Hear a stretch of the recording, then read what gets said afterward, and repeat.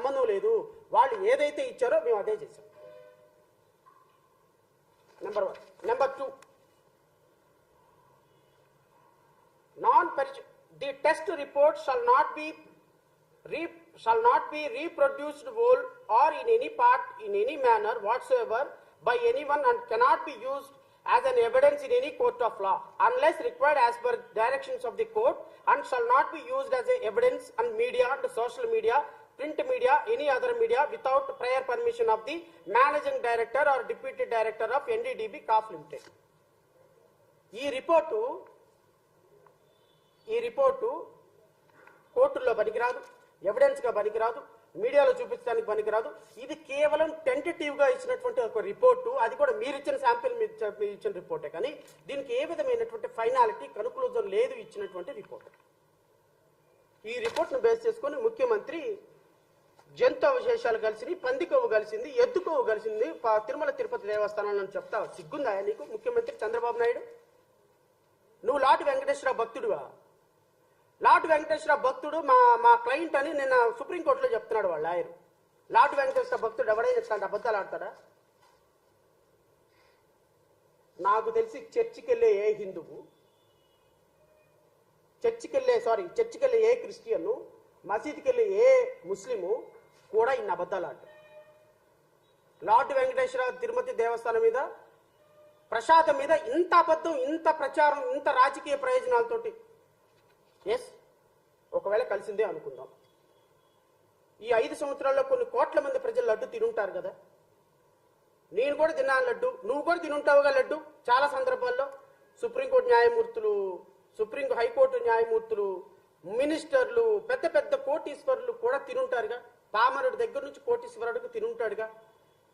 ఈరోజు తిన్న వ్యక్తి అయ్యో నేను జంతు అవశేషాలను తిన్నానా, కొవ్వును తిన్నానని బాధపడతాడుగా. నీకు ఆ మాత్రం కామన్ సెన్స్ లేదా? ఒక వ్యక్తి ఒక ప్రసాదాన్ని తినేసిన తర్వాత ఆ తిన్న ప్రసాదం అడల్టెడ్ అయింది, దాంట్లో పంది కొవ్వు కలిసింది, ఎద్దు కొవ్వు కలిసింది అని చెప్పకూడదు. ఇది కామన్ సెన్స్ పాయింట్ అన్న కామన్ సెన్స్ లేదా నీకు? లేదు. ఎందుకంటే అధికారం కళ్ళు మూసిపోయింది. మన ప్రతిపక్షం మీద ఏం మాట్లాడినా మాట్లాడారు. ఈయన మాట్లాడటం వెంటనే ఈయన ప్రాచ్యత దీక్షను ఈయన మొదలుపెట్టినాడు. ఇప్పుడు ఆయన వీడియోలు ఉన్నాయి, ఆయన వీడియోలు వేస్తే ఇంకా సిగ్గుపోద్ది. వేస్తాను, అది కూడా వేస్తాను. ఎందుకంటే సిగ్గు రావాలి ఎట్లాంటి వాళ్ళకి. సిగ్గు వస్తే కానీ ఇంకొకసారి రేపొద్దున వీళ్ళు ఇంకొకసారి ఇలాంటి చేయకుండా ఉంటారు. దోషులకి శిక్ష పడాలి. ఫుడ్ అడల్టరేషన్ ఇది మేము కాదంటున్నా. టీటీడీ బోర్డు అప్పుడు టీటీడీ బోర్డు బాధ్యత తీసుకోవాలి. పొలిటికల్ గా వచ్చి అలంకార ప్రాయంగా ఒక్కొక్కళ్ళు వచ్చేసి దర్శనాలకి టికెట్లు ఇవ్వడానికి మీరు బోర్డు మెంబర్స్ అవ్వలేదు. మీరు ఎవరు చైర్మన్ కానీ ఈవో కానీ మీరు అక్కడ ధర్మాన్ని పరిరక్షించాలి. మీరు అక్కడ మీ ఇష్టాలకి మీరు కూర్చోబెట్టి మీ ఇష్టాలకి కాంట్రాక్ట్లు ఇచ్చుకోవడానికి మీరు టీటీడీ బోర్డుకి మీరు వెళ్ళలేదు. మీరు అందరూ మీ అందరికీ బాధ్యత ఉంది. మీరు నిర్ణయించుకోవాలి. ఎవరికి కోపాలు రావు, ఎవరికి వేదన రాదు, ఎవరికి బాధలు రావుంటే కుదరదు. వస్తాయి బాధలు, వేదన ఉంది, మాట్లాడతాం.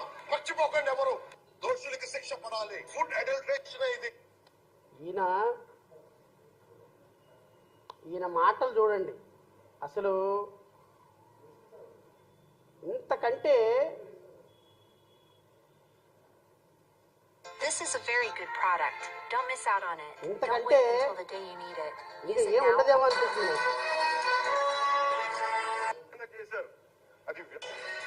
ఇది కూడా వినాలి.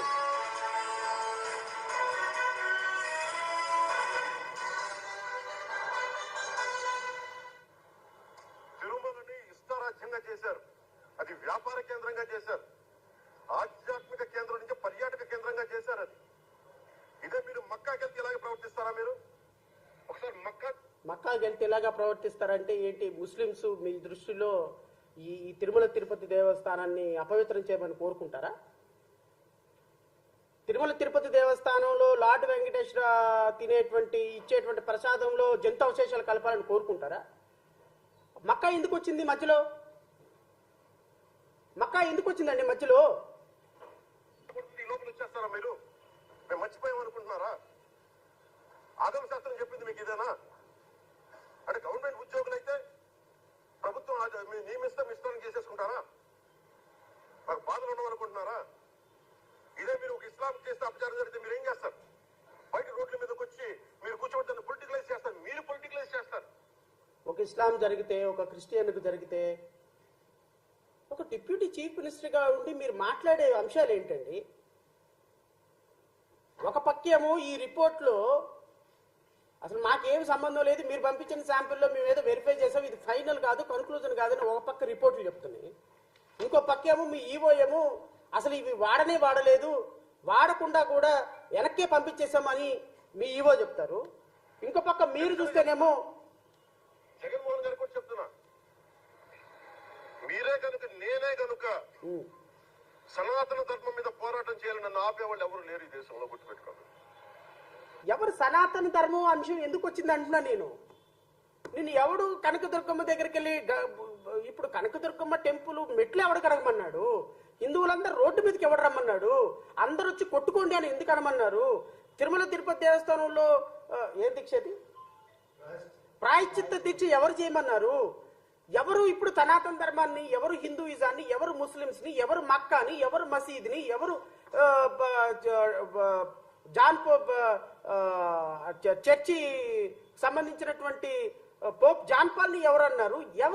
మీరు మతాల గురించి మాట్లాడుతున్నారండి, మీరు కులాల గురించి మాట్లాడుతున్నారండి, మీరు హిందువులు, ముస్లింస్, క్రిస్టియన్ మీరు వేరు చేస్తున్నారు. పవన్ కళ్యాణ్ ఉప ముఖ్యమంత్రి అయ్యండి, సిగ్గు లేకుండా నీచ ఉచ్చాలు మరచి ఈ రాష్ట్రంలో ఒక ఉప ముఖ్యమంత్రి అయినాను, ఒక సినిమా యాక్టర్ని తీసుకొచ్చి ఒక డైలాగులు చెప్పేవాడిని తీసుకొచ్చి నన్ను ఉప ముఖ్యమంత్రి చేశారన్న ఉచ్చ నీచాలు మరిచి మీరు మాట్లాడుతున్నారు. ఈ రాష్ట్రంలో క్రిస్టియన్స్ ని, ముస్లింస్ ని, దళితుల్ని వేరు చేసి మీరు మాట్లాడుతున్నారు. అరే ఒక తిరుమల తిరుపతి దేవస్థానాన్ని అడ్డం పెట్టుకొని, అందుకు కదా మీ జీవితం అట్లా తయారైపోయింది, మీ జీవితం అలా తయారైపోయింది అందుకు కదా. వెళ్ళి ఒకసారి సోషల్ మీడియా చూడండి, మీ గురించి ఎలా మాట్లాడుకుంటున్నారు. ప్రశాంతంగా ఉన్న ఆంధ్రప్రదేశ్ రాష్ట్రంలో కుల మతాలు రెచ్చగొడుతుంది సాక్షాత్తు ఉప ముఖ్యమంత్రి పవన్ కళ్యాణ్. దేవుణ్ణి రాజకీయాలకు వాడుతుంది సాక్షాత్తు ముఖ్యమంత్రి చంద్రబాబు నాయుడు. దేశ సమగ్రతకు ఒక ప్రతిరూపమైనటువంటి ప్రాజెక్టులను కూడా కూలగొట్టడానికి ప్రతిపక్షం పనిచేస్తుందని ప్రజలను తప్పుదోవ పట్టిస్తున్న కూటమి ప్రభుత్వం. దీనంతటికీ కథ, screen play, direction Bharatiya Janata party. నేను ఇంకో రిపోర్ట్ కూడా చూపిస్తా. ఇవన్నీ కూడా అవే రిపోర్ట్లు, సేమ్ రిపోర్ట్లు. నేను చెప్తా, మిస్టర్ పవన్ కళ్యాణ్, సనాతన ధర్మం గురించి మాట్లాడే మిస్టర్ పవన్ కళ్యాణ్ మా తోపు తురుంకాను ధర్మాన్ని గురించి మాట్లాడుతున్నారని టీవీ డిబేట్లోకి వచ్చి గైగమైన మాట్లాడేటువంటి జన సైనికులు, వీర మహిళలు మీకు కూడా చెప్తున్నా, ఫస్ట్ ఆఫ్ ఆల్ కొంచెం నాలెడ్జ్ పెంచుకోండి. తెలుగు, ఇంగ్లీషు చదవటం నేర్చుకోండి. ఎగ్జిస్టింగ్ లాస్ చదవటం నేర్చుకోండి. తిరుమల తిరుపతి దేవస్థానంలో ఉన్న రూల్స్ ఇవన్నీ కూడా నేతికి సంబంధించి, నెయ్యి ట్యాంకులకు సంబంధించి ఎలా రావాలి, ఎక్కడ టెస్టులు జరగాలి, ఒకవేళ టెస్ట్ రిపోర్ట్లు ఫెయిల్ అయితే ఎలా జరగాలి అని మీకు 2022-23 నుంచి, అంటే వైఎస్ఆర్సీపీ ప్రభుత్వ అధికారంలో ఉన్నప్పుడు form name ALPHA, invoice number AM02/2021-2022, rejected tanker number UP13800909. ఇవన్నీ కూడా 2022-23లో నెయ్యి ప్రామాణికాలు లేవు అని రిజెక్ట్ చేయబడినటువంటి ట్యాంకర్స్. ఇప్పటికైనా కాస్త కామన్ సెన్స్ తోటి మాట్లాడండి. రాజకీయాలు ఉంటే రాజకీయాలు మాట్లాడుకుందాం. నేను ఇప్పుడు మాట్లాడుతున్నానంటే జగన్మోహన్ రెడ్డికి ఫేవర్ అనేం కాదు అర్థం. కూటమి ప్రభుత్వం అబద్ధాలు ప్రజలని మోసం చేస్తున్నాయి, ప్రజలను కన్ఫ్యూజన్లోకి తీసుకెళ్తున్నాయి. కోటాను మంది కోట్ల భక్తులు ఉన్నటువంటి తిరుమల తిరుపతి దేవస్థానం మీద ఈరోజు చర్చకు రావాల్సినటువంటి అంశం.